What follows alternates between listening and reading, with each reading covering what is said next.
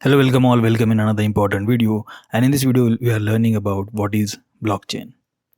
Now, even before we start learning about what is blockchain, let's understand a little bit of history of blockchain. Now, a lot of people thinks that blockchain is latest technology and it has introduced recently. But the fact is, first research paper published on blockchain technology in 1991. And in 2009, the revolutionary cryptocurrency got introduced, and that we know as Bitcoin.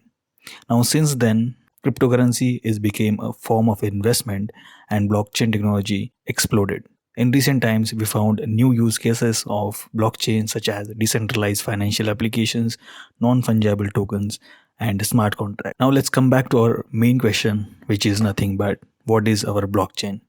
So now blockchain is nothing but a distributed form of database. So now when it comes to database, we use database such as MySQL, MongoDB. So we use that databases to store our data. So in the same way, we can use blockchain to store our data.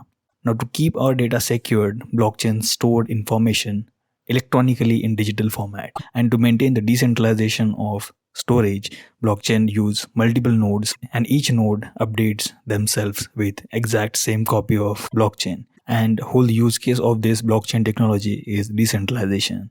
With the help of decentralization, one cannot steal our data, one cannot make changes without having enough permissions to change it, and that helps to bring transparency in the network. So the blocks in the blockchain are completely immutable. So if someone wants to temper existing blocks, he had to change entire blocks after that, which is next to impossible because each block in a blockchain requires a lot of computation to add new block inside the blockchain. And if someone wants to change any block in a blockchain, he had to compute that block. At the same time, he had to update hashes of the entire blockchain, which is next to impossible for anyone to do it. And if someone decided to do it, it will take several years for him to update that blocks. Now here is a diagrammatic representation of how MySQL and blockchain different from each other. So let's say I want to store names inside my database. So in MySQL, I will create a simple table and I will start storing my data inside of it. So now the place where I will start my MySQL server will be the centralized place. I will use one server where I will install my MySQL server and then I will start storing my data inside of it. But in a case of blockchain, we have multiple nodes, and as we know, each node in the blockchain holds exact same copy of the blockchain. So let's say here we have 3 different nodes, and this node became unavailable due to some reasons. So there will be other 2 nodes and they will be able to serve all the services. Now the benefit that we get with the help of blockchain, if someone wants to change any data inside of the blockchain, he cannot do it because let's say if this node received a request to change this block in the blockchain, so this node had to take majority votes on his side to change this block in the blockchain. And if majority of nodes are not agree with it, he will not be able to change anything in the blockchain. But this is not the case with our MySQL server. This is stored in some centralized location, and whoever will have access to this database, they can see our data, they can change anything inside of it. And that's exactly why blockchain exists, because blockchain don't allow any centralized authority or any centralized group of people to change anything without any consent. Here is another diagram which is representing how the blockchain flow works.